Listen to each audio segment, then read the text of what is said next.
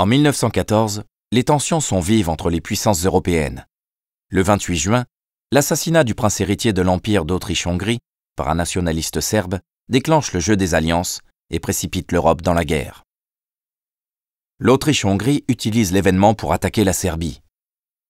La Russie, protectrice de la Serbie, décrète la mobilisation générale. L'Allemagne, alliée de l'Autriche-Hongrie, déclare la guerre à la Russie, puis à la France le 3 août 1914. Allié à la France, le Royaume-Uni entre en guerre pour protéger la Belgique menacée par l'Allemagne. La guerre va durer 4 ans et s'élargir progressivement à la quasi-totalité des pays d'Europe qui mobilisent les ressources de leurs colonies. La guerre devient mondiale. En Europe, la guerre se déroule sur plusieurs fronts. Sur le front ouest, l'armée allemande s'oppose aux armées françaises, britanniques et belges.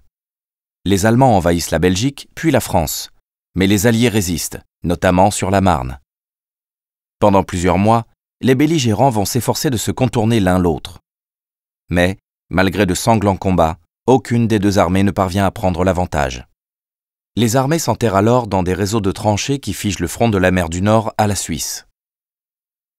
Pendant 4 ans, les offensives des uns et des autres se soldent par des échecs meurtriers. Des centaines de milliers de soldats sont tués, écrasés par l'artillerie, fauchés par les tirs de mitrailleuses, asphyxiés par les gaz, mutilés à jamais dans l'enfer des tranchées. À l'est de l'Europe, c'est la guerre de mouvement qui domine. En août 1914, les Russes progressent en Allemagne et en Autriche, mais la contre-attaque allemande stoppe leur avancée. À Tannenberg, les Allemands remportent une victoire décisive qui fait basculer le cours de la guerre sur ce front en leur faveur. En 1915, puis en 1916, les Allemands progressent malgré les revers enregistrés par les Austro-Hongrois. En 1917, le front se stabilise. Les pertes russes sont colossales. Avec 1 million d'hommes tués ou prisonniers, le moral de l'armée est au plus bas. Des émeutes contre la guerre éclatent. En octobre 1917, la révolution russe porte les bolcheviks au pouvoir.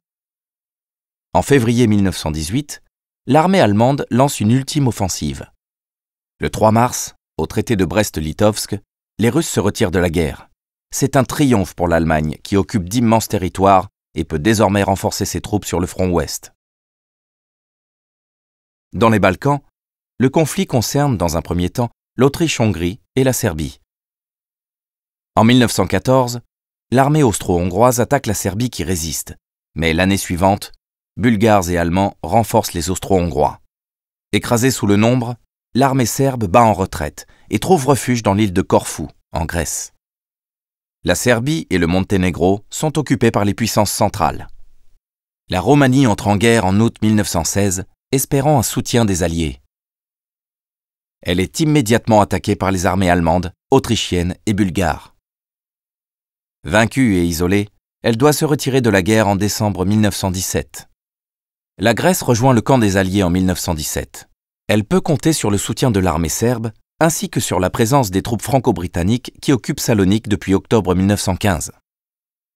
À partir du mois de septembre 1918, elle participe à la grande offensive alliée qui provoque l'effondrement de la Bulgarie, puis de l'Autriche-Hongrie entre septembre et novembre 1918.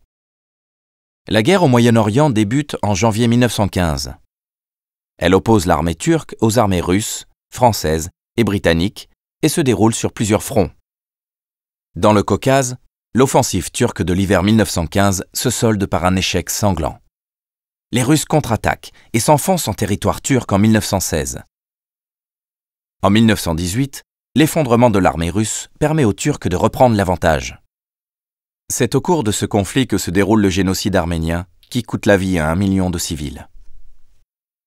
En 1915, Français et Britanniques engagent leur flotte dans les Dardanelles, espérant contrôler la zone stratégique des détroits.